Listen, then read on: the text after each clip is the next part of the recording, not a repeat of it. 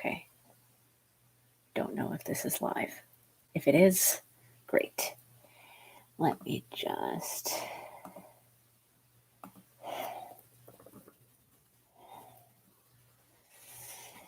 All right, so today I wanted to talk about Time's best 100 YA books of all time. And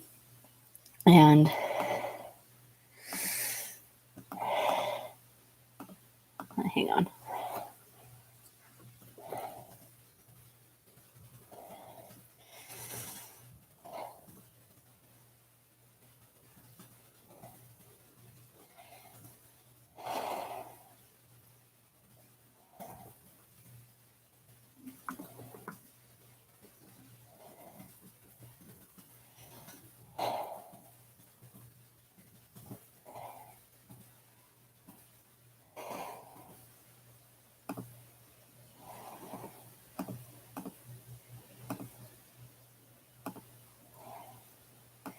Okay, so here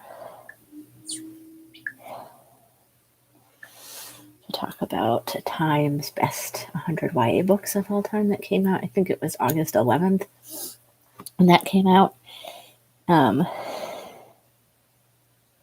So if anyone would like to join me, that would be great. Let's see.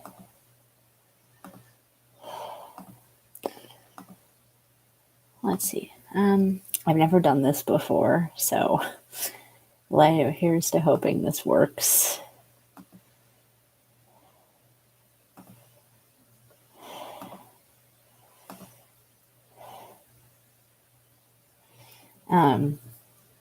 Anyway,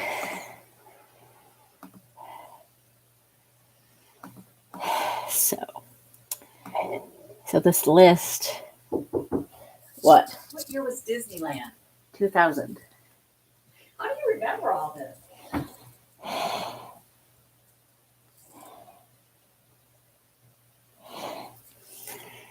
Okay. So I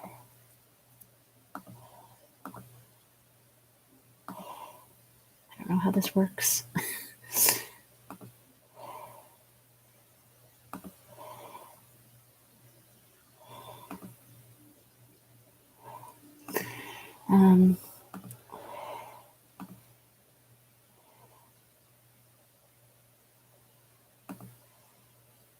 Don't know.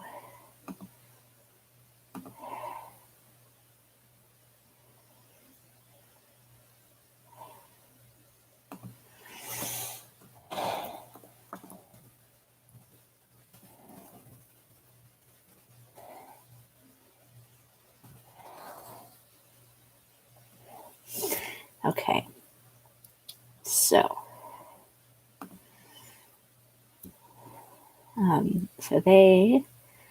Time Magazine did this with a whole bunch of authors, I guess, which included Elizabeth Acevedo, Kaysen Callender, Jenny Han, Jason Reynolds, Adam Silvera, Angie Thomas, and Nicola Yoon, who worked with Time Magazine.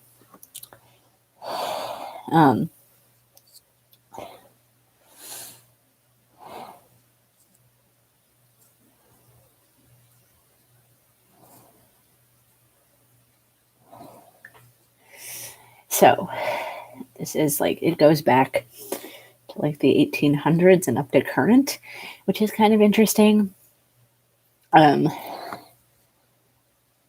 Because for those of you who don't know, YA as a genre is supposed to be for 12 to 18-year-olds, at least in the United States. So it's hard to I still read YA as an adult.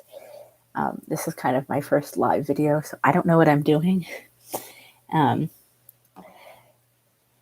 Please bear with me.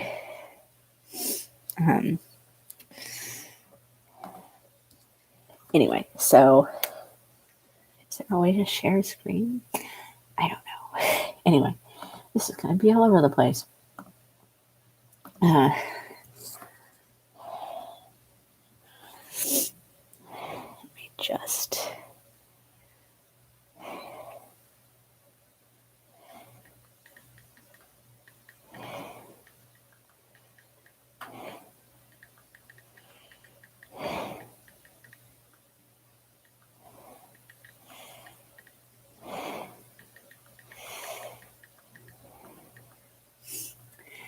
Okay.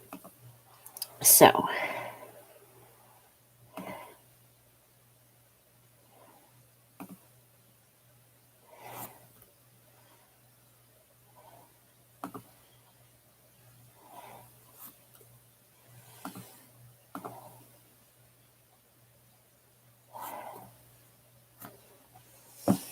yeah.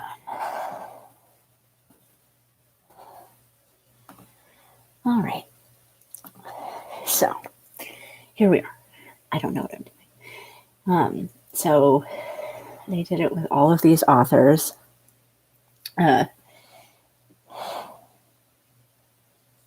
It's interesting that they picked authors and they didn't pick like librarians or anything like this. Or even like teens or anything, which is interesting. Um,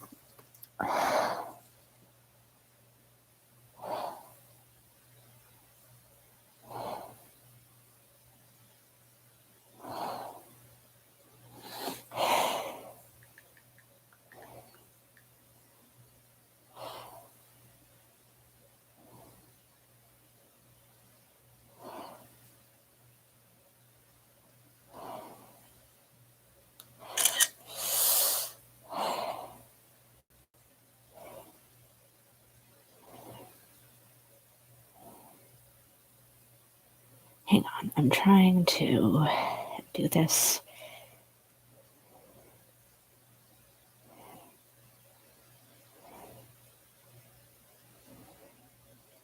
Okay, so they did this, and this came out August 11th, I think, and I've been wanting to talk about it because I read a lot of YA, even though I am 29 years old. I don't know if I should admit that, but I'm 29, and I still read a lot of YA, and I think it's important for everybody to read YA. And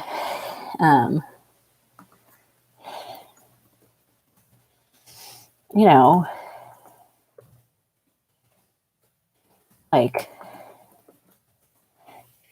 I wanted to know if like everybody agreed on this, if they didn't agree on this, what to do, what everybody thinks. I'm not good at talking. I'm talking in front of my like computer's webcam, and so we shall see how this goes, and if there's anybody here that wants to like join me.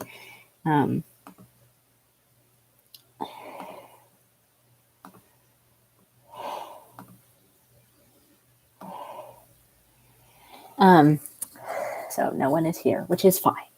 I don't care. I could just talk to myself.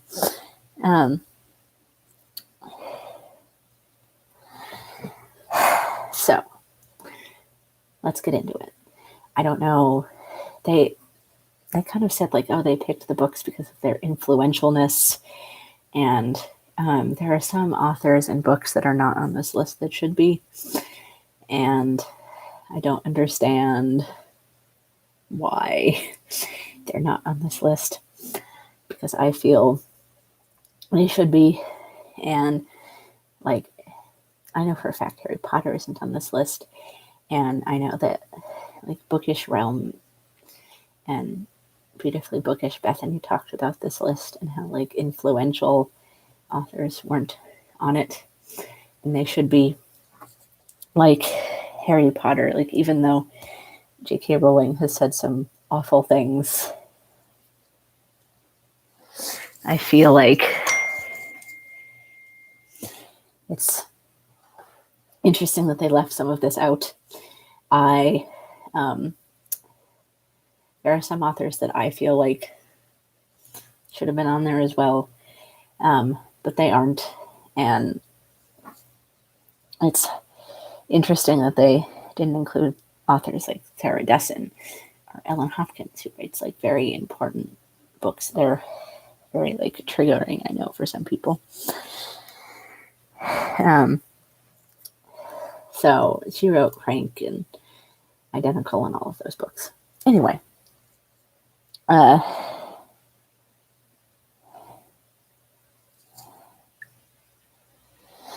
hopefully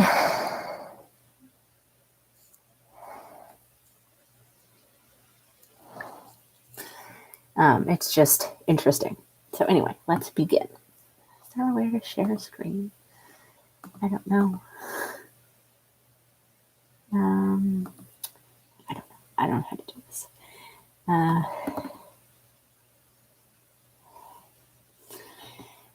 Anyway, so to begin.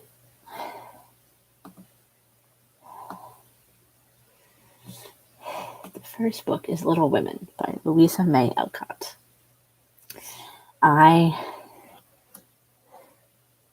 This book would probably be considered YA. YA is a genre, like YA is just, there are different subgroups in YA, including like science fiction and contemporary. Anything you can think of as like kind of an adult genre, like mysteries and stuff, are included in YA. YA is like an age category. Like, I also work at a library, so it's like it's an age category. And it's important to realize that it's an age category. Like I said earlier, it's between about 12 and 18, I think. So that's how I kind of see it. And it's hard thinking about like, oh, like it's a YA book, but I think that Louisa May Alcott's Little Women would be considered a YA book because the girls in there are kind of in that teenage age group when the book begins, even though Amy, I think, is about 10 or so. When it starts, but it goes like through the years, and I think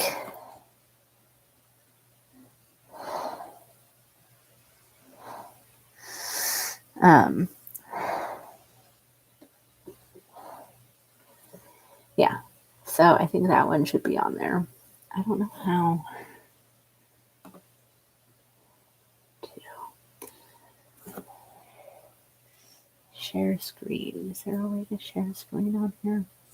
Like I said, I am brand new to this.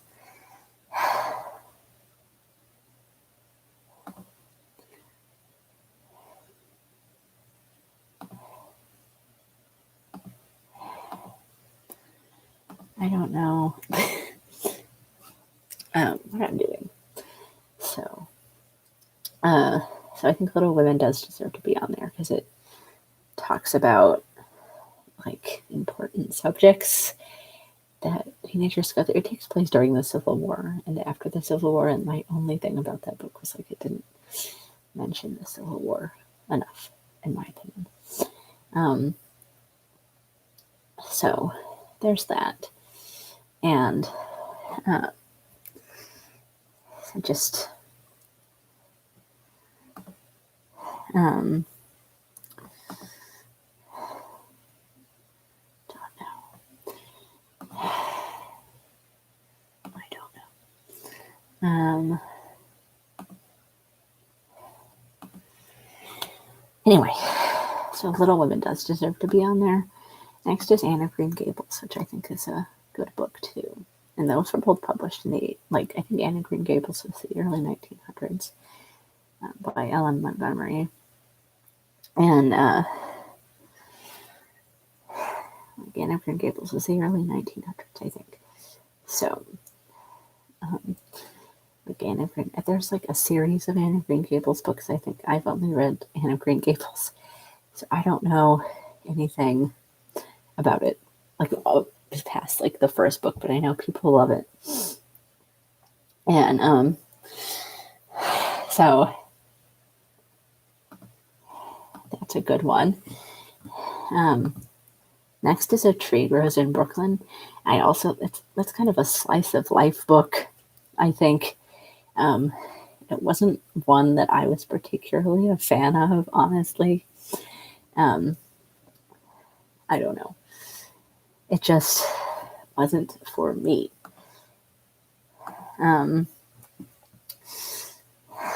So, okay. Next is Anne Frank, Diary of a Young Girl. Yes, I do think this one should be on there.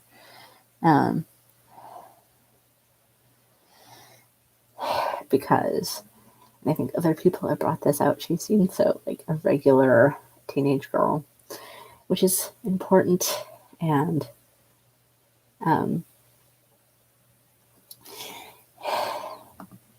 so that one deserves to be on there. I think it's interesting because, like, I think YA as a thing wasn't. I don't know. I don't know what I'm talking about. So, like, Anne of Green Gables is on there.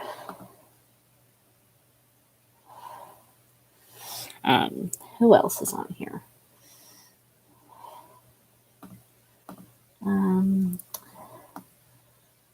From the Mixed Up Files of Mrs. Basil E. Frankweiler by E.L. Koningsberg. Yes, I do think. I don't remember how old the girl is in this, but I do remember reading this. Anyway, how old is the girl? Anyone remembers, let me know. 13 or 14? Looking at Goodreads, because I don't remember how old she is. Anyway, it doesn't say. I don't remember how old she is. I think she's a teenager.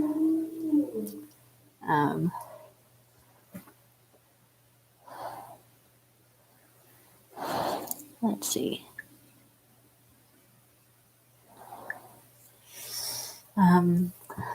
But that's the one where she goes to stay in the museum. I really liked that book. I think it's the Natural History Museum in New York, and I really liked that one.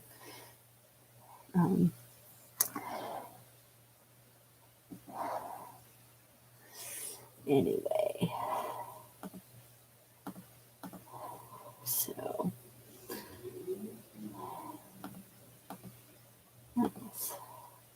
The Wizard of Earthsea by Ursula K. Le Guin. I don't remember. I didn't read this. No, I'm not really into science fiction or dystopian, whatever Ursula K. Le Guin writes. I'm not that into that. So there's that. So I know people like her books. Let's see. I'll get there, but it better be worth the trip by John Donovan.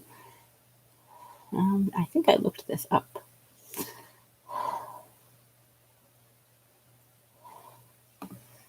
And it was about drugs or something. And I think a lot of these books are one of like the hard-hitting books, which is interesting. So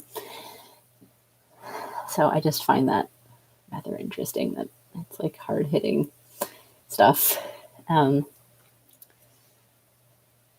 Yeah, so I just find that strange. Well, it's not strange. It's just interesting that they used like hard-hitting things in here. So,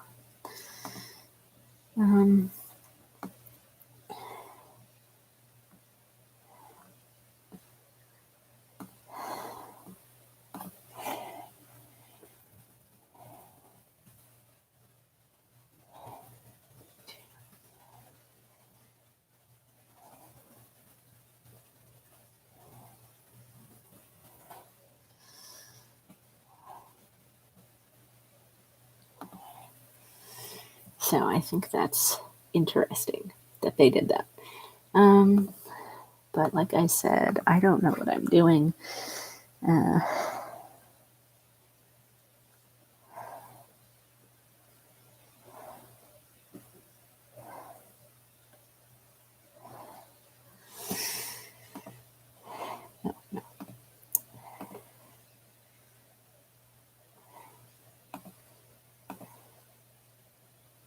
guess no one wants to join me, which is fine.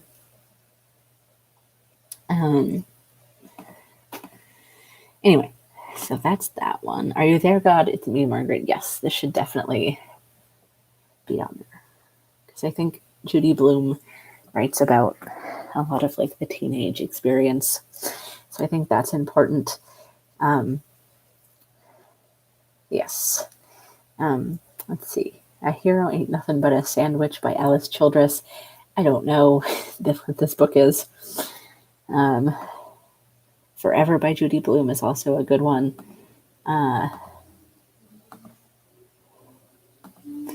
Let's see. Tuck Everlasting by Natalie Babbitt. That's a good one. I think that's a good one.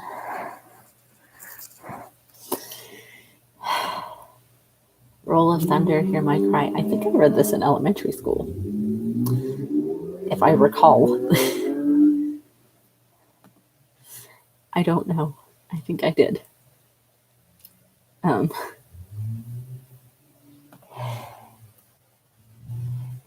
see.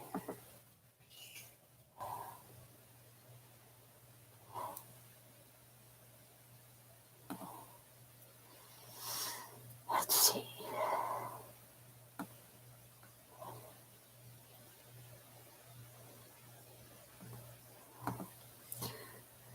Let's see.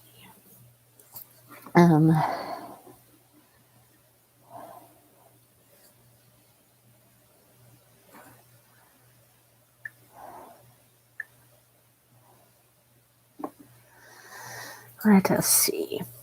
So, okay, talked about Roll of Thunder, Hear My Cry. Swiftly Tilting Planet by Madeleine L'Engle. This isn't the first book of the A Wrinkle in Time, which I find interesting. They didn't use the first book.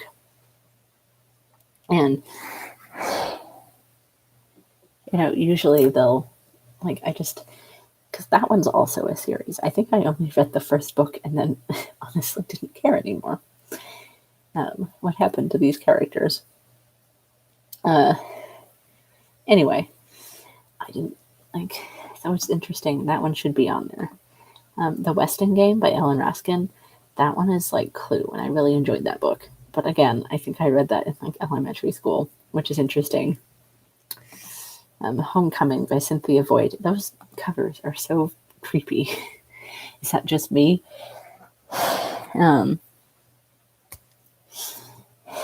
Let's see. The House on Mango Street by Sandra Cisneros. Yes. Weetsy Bat by Francesca Leah Block. Yes. I haven't read any of her books. Francesca Leah Block. Has anybody read any of her books? I don't know. I don't know. Does she still write? Is she still alive? Because I think she started writing in the 80s or something. Or this is earlier, because The Giver is on here. The Giver is next on the list by Lois Lowry.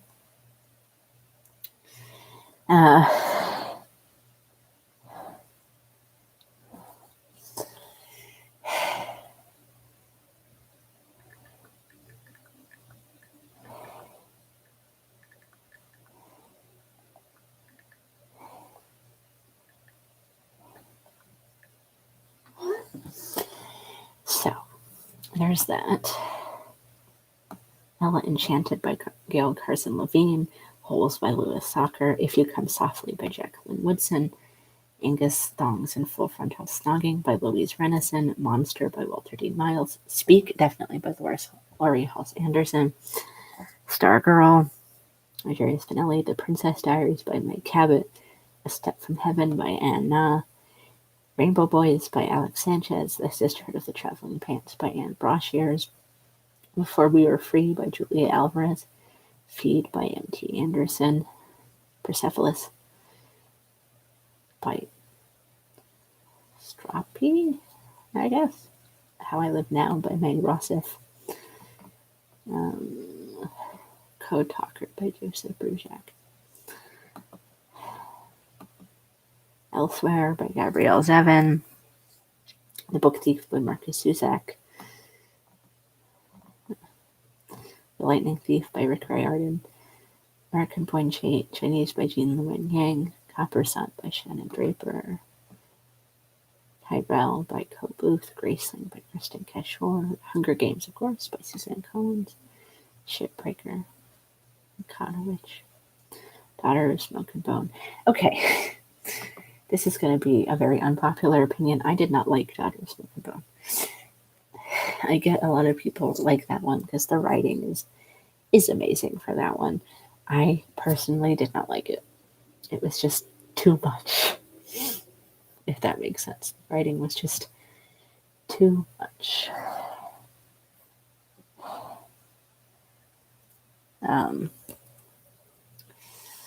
Is that a thing?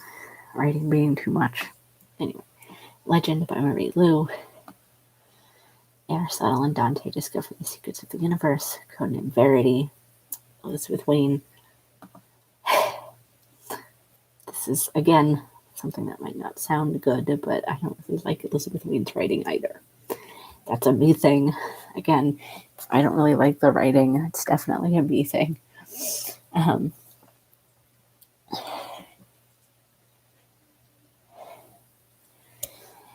anyway, Every Day by David Levithan, Me and Earl and the Dying Girl by Jesse Andrews. This one was, I liked it when I first read it, but then after the more I thought about it, I didn't like it.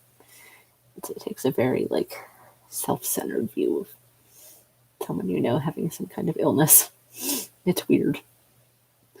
I get what the author was trying to go for, but it didn't work for me. The Fault in Our Stars by John Green, another sick kids book. I think John Green is a fine writer. He's just not for me anymore. When I was younger, maybe earlier in my 20s, I read him, but now I don't care. And the sick kids trope is bizarre. I don't get it. I don't know if that's, again, I think most of this is a me thing.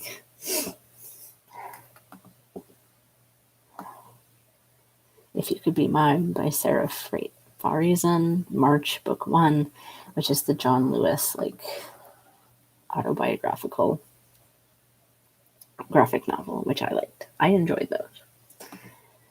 Brown Girl Dreaming by Jacqueline Woodson, Give You the Sun by Jandy Nelson, Noggin by John Corey Whaley, The Crossover.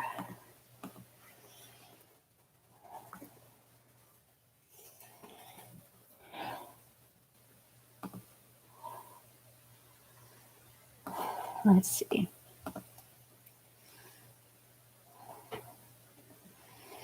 What else?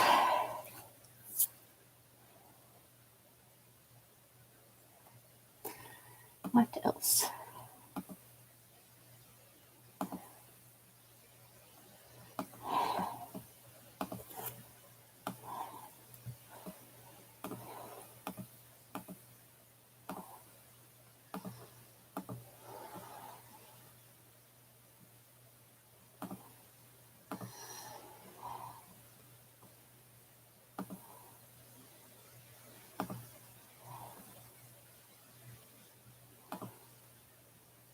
Let's see.